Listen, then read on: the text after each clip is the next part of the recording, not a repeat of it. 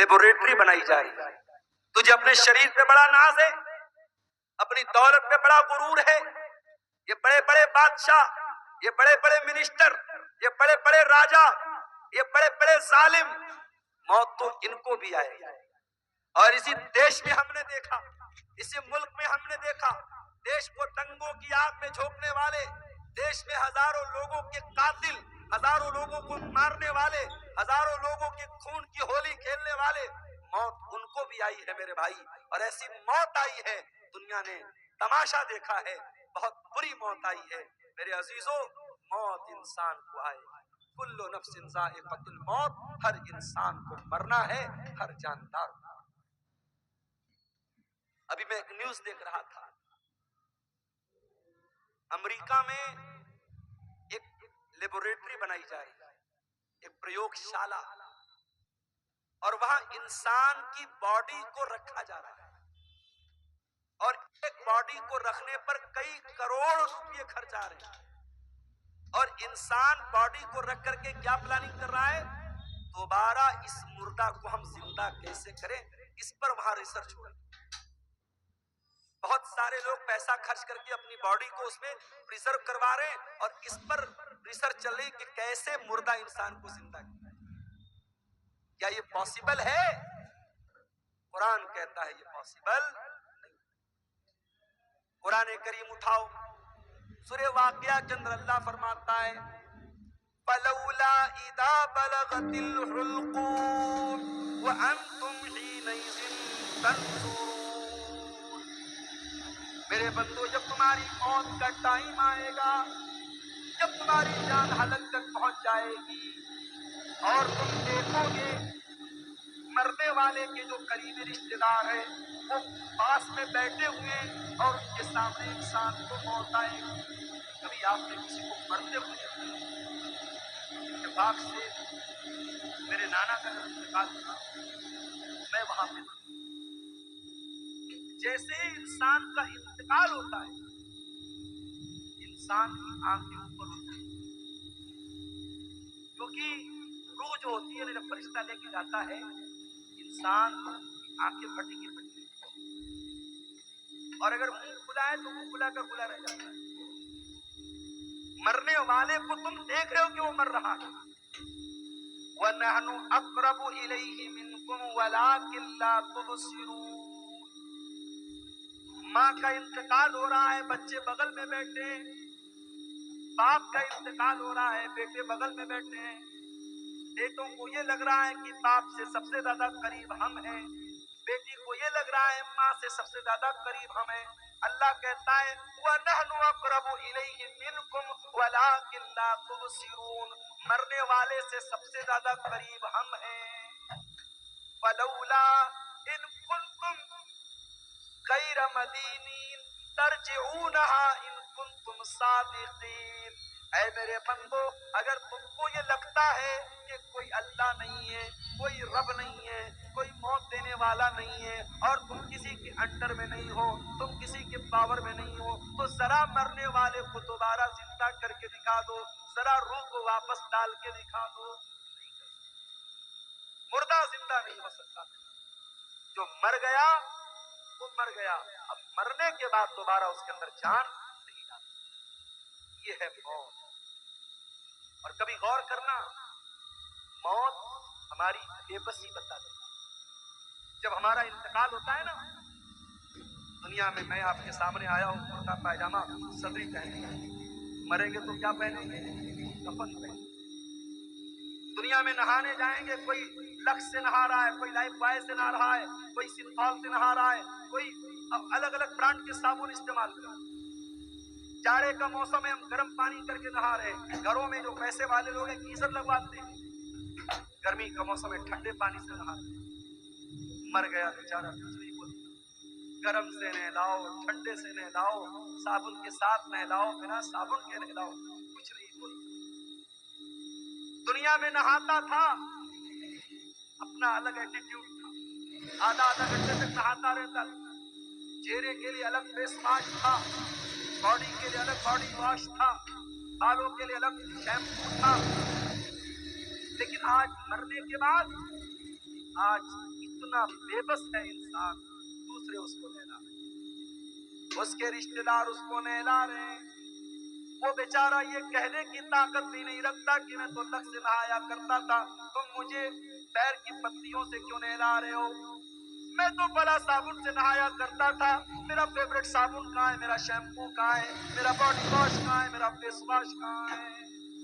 वो बेचारा ये कहने की ताकत भी नहीं रखता कि मैं तो दुनिया में पानी हमेशा गर्म करके नहाया करता था, तुम मुझे ठंडे पानी से क्यों नहला रहे हो? दुनिया में नहाता था, बाथरूम में बैठ होकर के नहाता था, आज उसके नहलाने वाले, उसके घर वाले उसको नहला रहे हैं, उसके बदन का कपड़ा भी नहीं उतर रहा है, कैंची से उसका कुर्ता काटा जा रहा है, कैंची से उसकी बनियान को काटा जा रहा है, उसका तहबन उतारा जा रहा है, उसका अंडरवियर उतारा जा रहा है, आज उसकी शर्मगाह को दूसरे लोग खोल करके नहला रहे हैं। कितनी बेबसी, नहला दिया गया। अब कफन का नंबर आया। इस्लाम की तालीम देखो, अमीर आदमी को भी वही कफन देना है, गरीब को भी वही कफन देना है, वही सूती कपड़ा है, वही सफेद चादर है। दुनिया में बहुत रंगीन रंगीन पहन करके चला करता था, ब्रांडेड कपड़े पहना करता था, महंगे कपड़े पहना करता था। आज मरने के बाद उसी सूती चादर में, उसी सूती चादर में तुझको कफनाया जा रहा है, उसी सूती कफन में तुझको कफनाया जा रहा है। कफना दिया। अब उसके बाद कब्रिस्तान लेके जाना है। अगर कब्रिस्तान करीब में है, जनाजे की चारपाई पे लाश को रखा गया, चारपाई को 4 लोगों ने कंधे पर उठाया, लेके कब्रिस्तान। इतना बेबस है इंसान, मरने के बाद हिल नहीं सकता। उसकी बॉडी को 4 लोग मिल करके जनाजे पर उठा करके लेके कब्रिस्तान लेके जाया गया। वहां पहले से कब्र को खोद करके रेडी किया गया है, जनाजे को कब्र में उतारा गया, मिट्टी डाली गई, कब्र तैयार हो गई। घर वालों ने खड़े होकर के मग़फ़िरत की दुआ कर दी, आसानी की दुआ कर दी। फिर उसके बाद हाथ से अपने मिट्टी झाड़ करके घर वाले वापस चले गए। सुलेमान अलैहिस्सलाम के हुक्म से जिन्नात बैतुल मुक़द्दस की तामीर कर रहे थे, बैतुल मुक़द्दस की बिल्डिंग बना रहे थे, उसका स्ट्रक्चर खड़ा कर रहे थे। सुलेमान अलैहिस्सलाम को डायरेक्शन दे रहे थे, समझा रहे थे, निर्देश दे रहे थे। सुलेमान अलैहिस्सलाम अपने आसा के ऊपर, अपनी लाठी के ऊपर खड़े होकर के उनको बता रहे थे,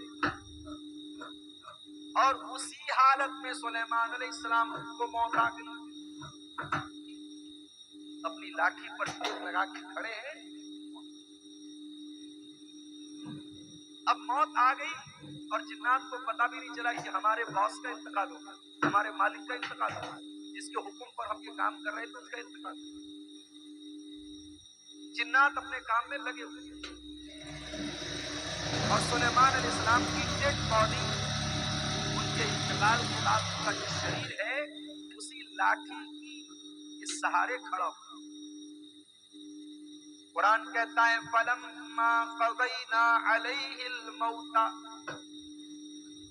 जब हमने सुलेमान की मौत का फैसला कर दिया, मा दल्लहुम अला मौतिही इल्ला दाब्बतुल अर्दि ताकुलु मिन सअतिही, सुलेमान की लकड़ी को, सुलेमान की लाठी को एक कीड़े ने खा लिया, और जब लाठी खत्म हो गई तो उनकी डेड बॉडी जमीन पर आ गई, और जब डेड बॉडी जमीन पर आ गई तब जिन्नात को पता लगा कि हम तो बहुत बड़ी गलतफहमी में जी रहे थे, इनका तो ऑलरेडी इंतकाल हो गया। एक पैगंबर को मौत आई। कुरान कहता है कुल्लु नफ्सिन ज़ाइक़तुल मौत, हर नफ्स को मरना है, अमीर से अमीर को भी मरना है, गरीब को भी मरना है। यही कारियतुल बासित साहब साउथ इंडिया में अपने इदारे के चंदे के लिए जाते हैं, इफ्तार का टाइम है, इफ्तार का सामान लेने के लिए जाते हैं, اور ٹرین کے دروازے پر سیڑھی چڑھتے ہوئے اچانک ان کا پیر پھسلتا ہے، گرتے ہیں، اور وہی حادثہ ان کی موت کا سبب بن جاتا ہے۔ میرے پیارے بھائیوں، ہم نہیں جانتے موت کب آئے گی، اس لیے کہ 5 چیزوں کی جانکاری صرف اللہ تعالیٰ کو ہے۔ سورہ لقمان کی آخری آیت، ان اللہ عندہ علم الساعہ، اللہ ہی کو پتا ہے کہ قیامت کب آئے گی۔ قیامت کا ایگزیکٹ علم صرف اللہ تعالیٰ کو معلوم ہے۔ قیامت کی نشانیاں بتائی مگر قیامت ایگزیکٹ کب آئے گی، تاریخ کیا ہوگی، دن کون سا ہوگا، یہ ہمیں نہیں پتا۔ ان اللہ عندہ علم الساعہ، قیامت کا ایگزیکٹ علم اللہ تعالیٰ کے پاس ہے۔ وَيُنَزِّلُ الْغَيْثَ، بارش کب ہوگی، کتنی ہوگی، کہاں ہوگی، اللہ کو معلوم ہے۔ ابھی کٹیہار کے 2-3 پروگرام کینسل ہو گئے، موسم خراب ہو، بارش ہو گئی۔ آپ کے اسی علاقے میں سیلاب کی وجہ سے بہت سارے پروگرام کینسل ہو جاتے ہیں۔ موسم کب چینج ہو جائے، کب طوفان آ جائے، کب سیلاب آ جائے۔ وَيَعْلَمُ مَا فِي الْأَرْحَامِ، اور رحم مادر میں کیا ہے، ماں کے پیٹ میں کیا ہے، صرف اللہ کو معلوم ہے۔ آپ کہیں گے نہیں مولوی صاحب، آج کے زمانے میں الٹرا ساؤنڈ کرا لو، معلوم ہو جاتا ہے لڑکا ہے لڑکی ہے، پتہ چل جاتا ہے۔ حالانکہ سرکار کی طرف سے پرتیبندھ ہے، گورنمنٹ کی طرف سے منع ہے، مگر پتہ لگانے والے تب بھی لگا لیتے ہیں۔ اور کہیں یہ پتا چل گیا کہ ماں کے پیٹ میں لڑکی ہے اور آلریڈی 2-3 لڑکیاں ہیں، تو لڑکی کو ماں کے پیٹ میں ختم بھی کرا دیتے ہیں۔ اس کو انگلش میں بولتے ابارشن، گربھپات کرا دیتے ہیں، ماں کے پیٹ میں ہی بچی کو مار دو۔ اور ہم کہتے ہیں صاحب ہم لوگ بڑے پڑھے لکھے لوگ ہیں، بڑے سویلڈ لوگ ہیں، بڑے تہذیب یافتہ لوگ ہیں۔ ارے ہم سے اچھے تو 1400 سال پہلے کے عرب کے وہ جاہلی دور میں، دور جاہلیت کے وہ بدو تھے، وہ دیہاتی تھے، وہ جاہل لوگ تھے جو اپنے بچیوں کو مارتے تھے۔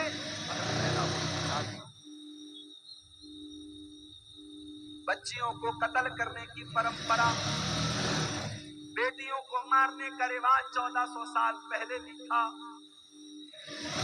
ایک ایسی سوسائٹی میں جہاں لڑکی پیدا ہونے کے بعد باپ بیچارہ پریشان ہو جاتا تھا، کیا کروں؟ اگر بیٹی کے بارے میں سماج کو پتا چلے گا کہ میرے گھر میں بیٹی پیدا ہوئی ہے، سماج مجھے تانا مارے گا تو کیوں بیٹی کو پال رہا ہے۔ ایسے بھی قبیلے بہو لائیں گے، بیوی لائیں گے، مگر بیٹی پیدا ہوگی ان کے قبیلے میں بیٹی کو مار دیں۔ بیٹی کا باپ بننا یہ عیب ہے۔ اللہ نے قرآن میں ان کا ذکر کیا، فرمایا وَإِذَا بُشِّرَ أَحَدُهُم بِالْأُنثَىٰ ظَلَّ وَجْهُهُ مُسْوَدًّا وَهُوَ كَظِيمٌ۔ بیٹی کے باپ کو پتا چلتا تھا میرے گھر میں بیٹی پیدا ہوئی ہے، باپ کا چہرہ کالا پڑ جاتا تھا۔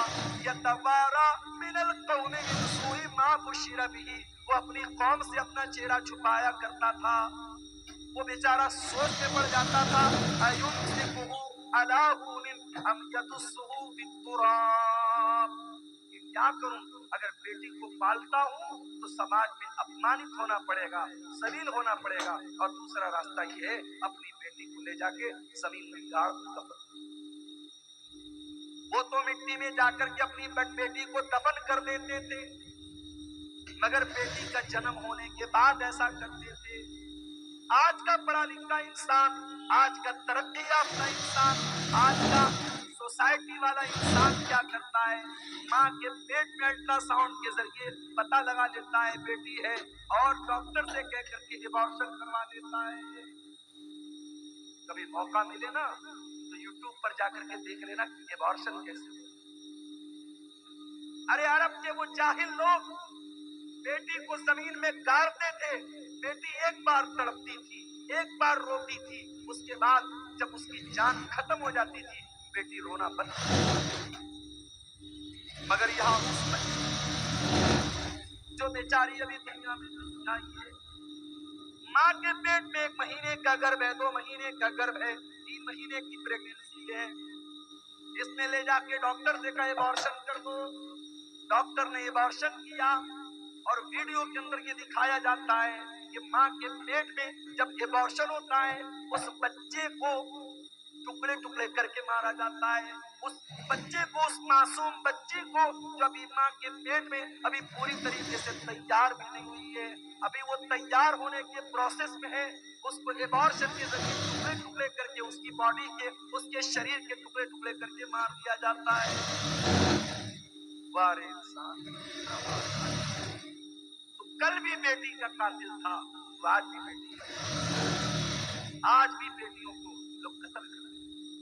और क्यों कत्ल करते हैं? हमारी और आपकी। ये समाज, ये सोसाइटी जो अपने आप को बड़ी दीनदार कहती है, तो साल में जलसे कराती है, तो प्रोग्राम कराती है, इसके चेहरे पर लंबी दाढ़ी है, इसके माथे पर सजदे का निशान है, इसी समाज में जहेज चलता है, इसी समाज में बारात चलती है, इसी समाज में गरीब की बेटी की शादी करने के लिए गरीब बेटी का बाप लोन लेता है, जमीन बेचता है, जायदाद बेचता है, फिर अपनी गरीब लड़की की शादी करता है। उस गरीब इंसान जिसके पास 3-4 बेटियां हों, वो अपनी बेटियों को अपने सीने का बोझ समझता है। इसके जिम्मेदार कौन है? इसका जिम्मेदार पूरा समाज है, पूरा माशरा है। बेटी को बोझ बना के रखा है। बेटी बोझ नहीं है, बेटी रहमत है। अगर बेटी बोझ होती, अल्लाह ने अपने नबी को 4 बेटियां दी।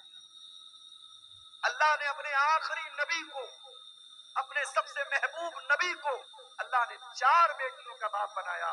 और माफ करना, मेरे नबी सिर्फ बेटियों के बाप नहीं थे, बेटियों की जान थे। मेरे नबी अपनी बेटियों की आंख में कभी आंसू नहीं देखते थे। मेरे नबी अपनी बेटियों से बहुत मोहब्बत करते।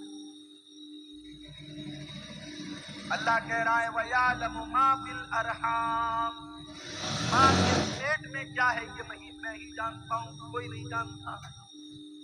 अल्ट्रासाउंड के जरिए डॉक्टर ये बता देगा कि माँ के पेट में होने वाले बच्चे का जेंडर क्या है, लड़का है या लड़की है, लेकिन डॉक्टर ये नहीं बता पाएगा वो बच्चा पैदा होने के बाद दुनिया में कितने दिन जिंदा रहेगा। डॉक्टर ये भी नहीं बता पाएगा वो लड़का हो या बच्चा या बच्ची दुनिया में आने के बाद नेक बनेगा या बुरा बनेगा, नमाजी बनेगा या बेनमाजी बनेगा, मुसलमान बनेगा या काफिर बनेगा, वो क्या बनेगा, उसका कैरेक्टर क्या होगा, उसका मिजाज क्या होगा, अल्लाह सब जानता है। वयअलमु मा फिल अरहाम, रहम मादर में जो बच्चा है उसका XYZ सब अल्लाह जानता है। और चौथी चीज वमा तदरी नफ्सुम माज़ा तक्सिबु गदा, और कोई नहीं जानता कि वो कल क्या करेगा। आप सोचते हैं कल कहीं प्रोग्राम है, आप पहले से प्लानिंग बना के बैठे कल मुझे प्रोग्राम में जाना है, अचानक कोई मामला आ गया, कोई हादसा हो गया, कोई ट्रेन लड़ गई, कोई बस गिर गई, कोई रोड पे जाम हो गया, कोई मर गया, कोई बीमार पड़ गया, कुछ भी हो सकता है। हम नहीं जानते, हम फाइनल और कंफर्म नहीं जानते कि हम कल क्या करेंगे। एक प्लानिंग करते हैं, एक अंदाजा करते हैं, लेकिन कंफर्मेशन हम नहीं बता सकते।